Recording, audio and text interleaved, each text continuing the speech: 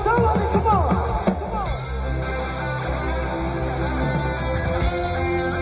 Right the Filipino bracket, come on. Let us raise your hands up in the air. Ewan tayong makarota. Let's go, come on. Rakti, come on.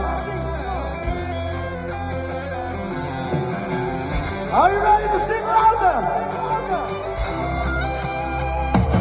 Uyaisa, uyaisa, uyaisa, uyaisa, uyaisa, hapododo, jonga. Uman ong yowen sile, wan nada na marwe, ubata ki.